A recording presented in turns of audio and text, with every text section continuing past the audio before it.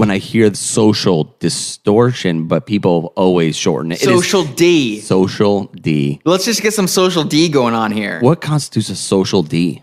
A social D's got to be a D that everyone is taking part in. Social dick. So I should take my pants off, or what the fuck are we talking? Yeah. Also, they just have like lazy ass fans that can't say distortion. It's not that hard of a word to say. It would be Social D would be a really good band name for a band that was trying to get orgies happening at their concerts. Come to the show. Enjoy the Social D. Yeah, I don't know. I don't get it. You don't call it Led Zepp. Led Z. You don't say that. The other day, someone was talking about Jimmy Eat World, and they initialized it. Yeah, so Jew. it was just like, yeah, just all caps Jew. And they were talking about cover bands. So they said some Jew cover band. Where I was just like, and that's why you always got to think about the first letter of every word in your band name. That's crazy. Your views of society are distorted, Socially man. distorted. You have been distorted in a social fashion. Do you think this band is a punk band? Yeah, I don't know. Because I look some stuff up for most of the episodes that we do, and I kept seeing the word punk.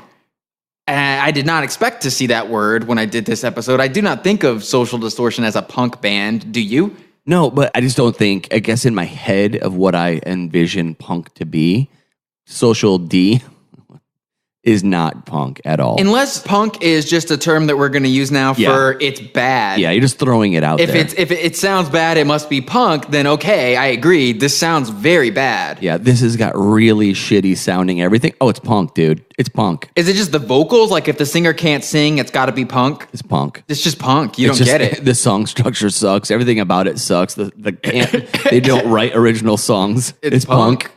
This guy uses a fucking capo on his guitar. In a punk band. I mean, normally I don't allow myself to even enter into a conversation about that band's not punk because they do this or they do that. But I'm sorry, if you put a capo on your guitar at any point, you're not a fucking punk rock band. That kind of goes against everything. You shouldn't even give a fuck what key you're in at all. I was going to say, in my head, I'm like, punk, you shouldn't have a tuner. Like, you should have nothing. Your guitar should be plugged directly into the amp, and that's it. There should be nothing else. Yeah. You shouldn't be like the Edge with a fucking bunch of pedals. Nothing is allowed in punk. It's just fucking dirty guitar. This isn't an episode where I even gave a fuck enough to look up the history or how it all came together. Every episode of this, almost everyone, you accuse me of not doing any homework. Yeah. And this is one of those episodes I literally did not. I didn't even look at their Wikipedia page, which is normally something that's so obvious to do. I didn't even do it. I don't feel like this band deserves that level of respect. Honestly, if we decide we're going to take a band down, there is a level of respect that goes into that. You know your adversary. Social Distortion, I don't feel like I even need to know anything about them to just sit down and talk shit on this because they don't matter. Here's all of it wrapped into one sentence. This is what would happen if Bruce Springsteen was from California. That's what he said? I said that. Oh, you said that. Yeah. I thought... That's not a quote that I found. You actually made that up. Yeah. Okay, well, go on. I have thoughts. I don't understand. You have original thought? If Bruce Springsteen was from California, it would be Social Distortion, and it would look like this. Pseudo working class. Gotcha. Just fucking guitars. Real. It's so real, man. I just like it because it's real. Genuinely, Social Distortion is so bad that when friends have told me that it's their favorite band, I actually think that they're joking. One of my friends said Social Distortion was one of his favorite bands. Name them, first and last name on the podcast right now. I will not do that. I can't do that to him. I legitimately thought he was joking because they came to town and he's like, oh, I can't wait to go see Social D. And I was like, Are you being serious? I didn't even know anybody liked the band. They have a big following. They're a very popular band. I could see tolerating Social Distortion because it really is just a nothingness. It's like the sound that your computer fan makes at night. You get used to sleeping with it on and that's okay.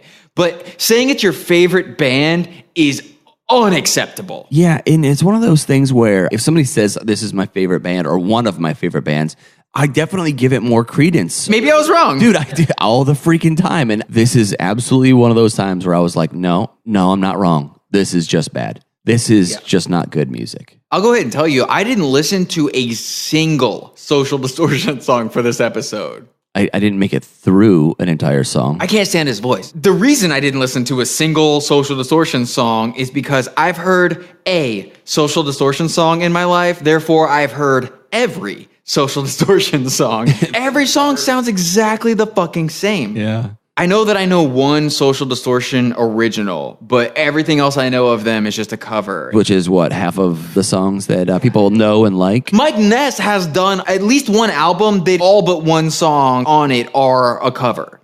How is that different from the Me First and the Gimme Gimmes concept? It's not different. It's the exact same thing, actually. I guess some people may not even know who that is.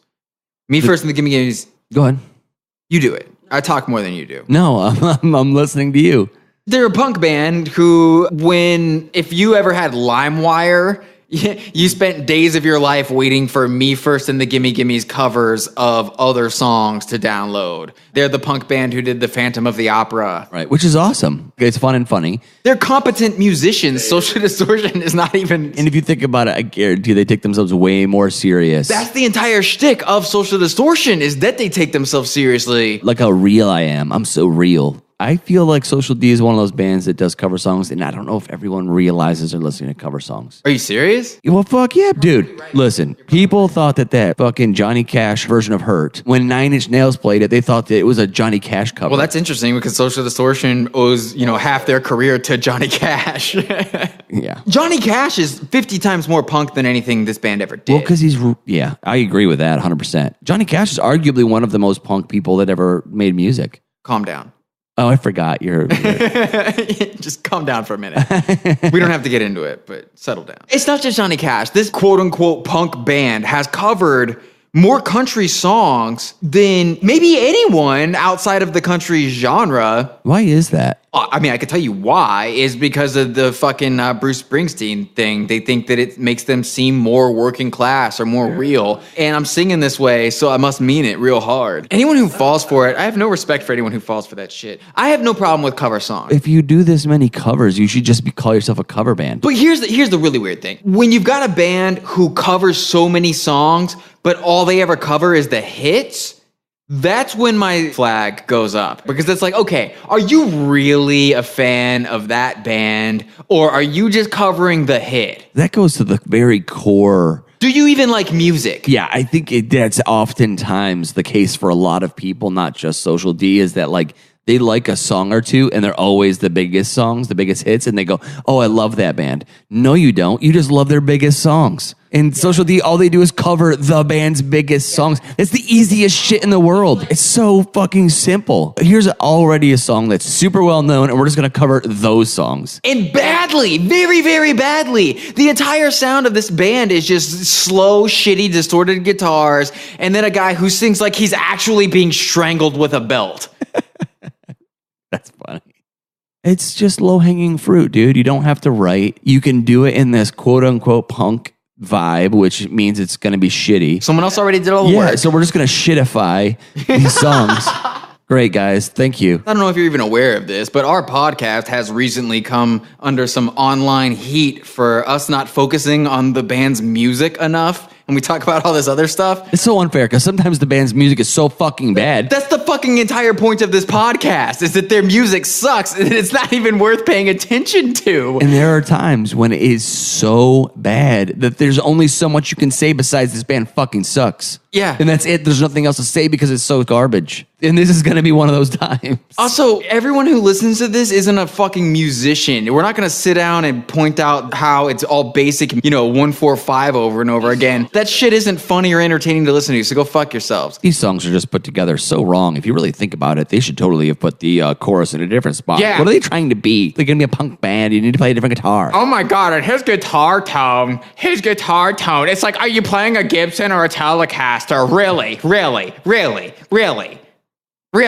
I would rather listen to the Grease soundtrack than listen to Social Distortion. Wow. Well, scratch that. I would rather listen to the Grease 2 soundtrack than listen to Social Distortion. Is there a Grease 2? Fuck yeah. Are you serious? Dude, pause. No, All right, wait. hang on. We're going to break right now. I'm going to No. make Mark watch Grease 2. He's never seen it. Okay, here's the truth. You've never seen Grease 2? I'm not trying to be edgy when I say this. I've never watched Grease 1. All right, first of all, great movie. Grease is a great movie. Really? I hate musicals. Me too. I actually want it to say on my gravesite, I'm dead serious. I've said this to people.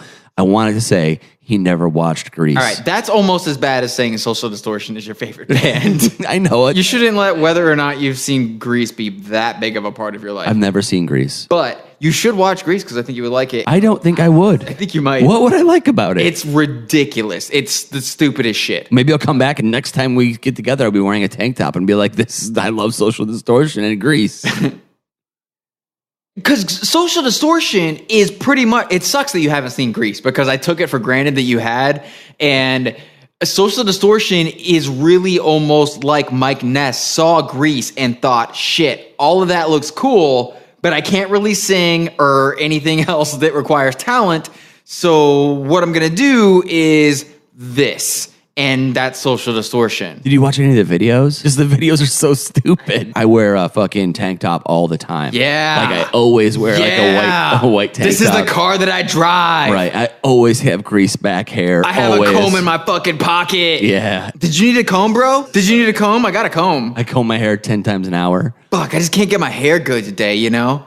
Just can't get my hair right. My pomp. If it's not the wife beater, they wear white T-shirts with the cuffs rolled up. With the cigarettes with in the the cigarettes in Yeah. them. Even if they're not in there, they always roll their cuffs up, whatever. They basically want to be Fonzie. They really watched Happy Days too much growing up. Yes. I want to be that guy. And Fonzie was kind of a fucking piece of shit, honestly. If you go back and watch Happy Days. Yeah. Not a very cool guy. He was like, people thought he was like charming in like a, this guy's an asshole kind of way. Such a dick. Not someone that you actually want to be, but somebody that was, I like him because he's such a prick. He couldn't stand if anyone else was getting any attention. No, he was a douchebag. He had to be the center of attention all the time. And if he wasn't, he fucking would pout. What is that called when people root for the bad guy all the time? An anti-hero? Yeah, the anti-hero. That's what Fonzie was. He was the original bad guy that people rooted for. What about him is somebody goes, I really want to be like him. He looks really cool. I like him. I want to be friends with that guy. I found a clip on YouTube from a documentary called Another State of Mind. And you can look this up. You should. It's fucking hilarious. This little clip, it's Mike Ness doing his hair and makeup in the mirror, talking about how seriously he takes his look and his fashion, talking about how he smears his mascara to make it look like he's been crying so people in the audience will have a more sympathetic view toward him. Are they like the original metrosexual things? This is a dress-up party for guys. Yeah, so how many pairs of shoes with flames on them? 100% of the people that bought those shoes were Social D fans. Well, I mean, have you ever seen a Dragonfly shirt? Those button-up polyester shirts with flames up them? Yes, guaranteed. Social Distortion is just Guaranteed. the band equivalent of that. Do you think Guy Fieri is a Social Distortion fan? I'm sorry, what did you say? Guy Fieri? Just the last name again? Fieri? Is it not how you say it? Is that how you say it? That's how you're supposed to say it. That's Who his the name. fuck says his name like that? Italians? I don't know. What's his name? Is it not Fieri? God, Fieri? Maybe it's Fieri. Yeah. Oh, sorry. I don't know my fucking Cooking Network fucking stars. He looks like a living embodiment of Social D. Oh, I fucking promise you. He's probably going to come up with a dish on his menu that's named after Social Distortion or Mike Ness. No, there's another thing. It's the flaming shirts with the shorts that go down, the shorts that go way past your knee. The Kevin Smith shorts. Yes. Pants that are down like halfway to your calf. Yeah, they're not really shorts, but people call them shorts. It's Jenkos that are cut off midway up the calf. with flaming shoes and white socks. You just know look what like I mean? a fireball walking down the This looks street. So ridiculous. Social Distortion is a band like going bowling is a sport. So you're saying that bowling's not a sport? Sorry, all the bowling fans out there. Dude, this is not your favorite sport. Sucks. When was the last time you saw a Gatorade commercial about a bowler? It's not. I don't. That's my litmus test for a sport. If there's not a Gatorade commercial about it, Yeah. not a sport. So ping pong's not a sport? Fucking ping pong is a sport, Mark. I'm sick of this shit. Yeah, well, have you seen a fucking Gatorade All commercial right, this for is the it? first time you brought this up on the podcast. I'm fucking sick and tired of this bullshit. Ping pong is a sport. And it just so happens that you're not very good at it. It's not a sport.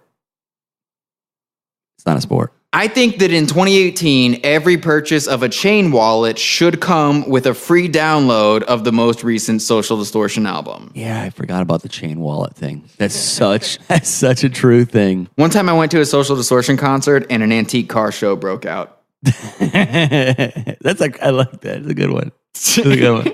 This is so true. I'm glad I wrote all these jokes because you're really getting a kick out of them. You didn't write these. Yeah, I did. You didn't write What any the of these. fuck? I thought that was really good. I feel like if you look at the concert calendar for any House of Blues, you're going to see A, Social Distortion is playing there soon, and B, anyone who has a tattoo of the House of Blues logo gets 15% off their ticket. Do you like that one? Yeah, that was a good one. I wonder how, that was funny. There's other artists that we're going to cover that never mind. Go ahead. No, go ahead. No, I was going to say the tattoo thing just cracks me up, but go ahead. The House of Blues tattoo? This tattoos in general, the fact that people get shit like that. What's it called? The heart that's like exploding fire out the top, that House of Blues tattoo? The Sacred Heart. Yeah. I have one on my arm right here. You're one of them. I don't have a House of Blues You tattoo. could get 15% real off. quick, I do not have a House of Blues tattoo.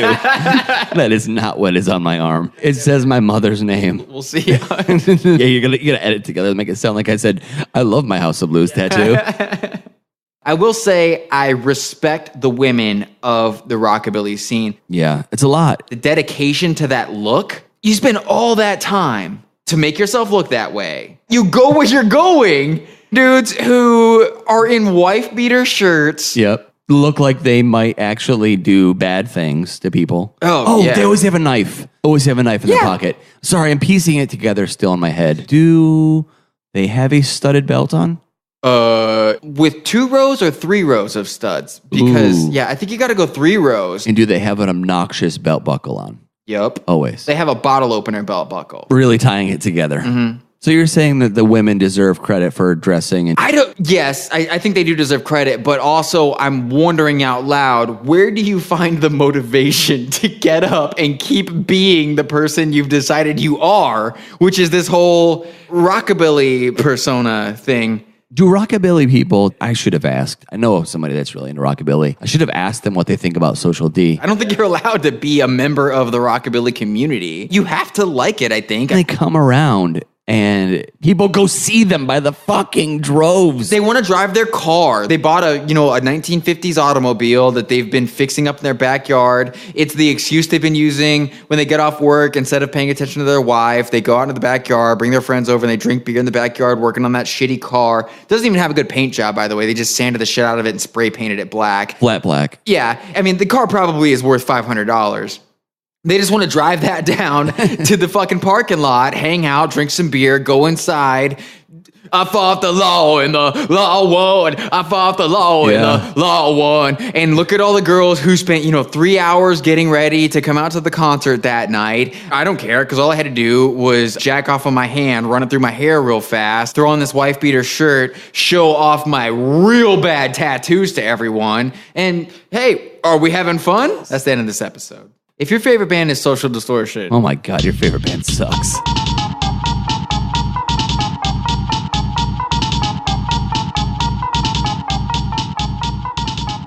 You are welcome for another epic episode of Your Favorite Band Sucks. Yeah, that's right. I called a 20-minute podcast episode epic. Because you know what's not epic? Wasting our audience's time with subpar content just to pad the episode out to 30 minutes. We don't have bosses. Nobody's telling us what to do. If we get all the shit talking done in 20 minutes, that's as long as that episode needs to be. That's one reason why you should subscribe to Your Favorite Band Sucks wherever you listen to podcasts. We may not respect your favorite band, but we do respect your time. Get your friends listening to the show. Get your enemies listening to the show. Let's party. This episode was not brought to you by House of Blues. House of Blues has not paid to be discussed on this podcast. That being said, Mark is a huge fan of House of Blues. I love my House of Blues tattoo. He keeps trying to talk me into moving to Myrtle Beach with him so we can go to the concerts, the House of Blues, whenever we want. Come on, man. We could do the podcast from anywhere, bro. We'll get 15% off all our tickets. I love my House of Blues tattoo. I don't know. I'm looking at the website right now. It looks like they got a breakfast buffet every day at 8 in the morning. That could be cool if I'm still awake from the night before. Let's see. Saturday, May 5th, a Nirvana tribute band. Friday, May 11th, Leonard Skinner tribute band. Saturday, May 12th, Metallica tribute band. What the fuck is going on here? These are weekends at a House of Blues. Are tribute bands taking over the nation? I'm going to start a tribute concert venue. How about that? A tribute to the House of Blues. Maybe I can get a Steely Dan tribute band to play. Oh, you know what we could really do? We could do an episode of this podcast on Steely Dan next week, because that's exactly what the fuck we are gonna do. Steely Dan sucks. Square up, Dan fans.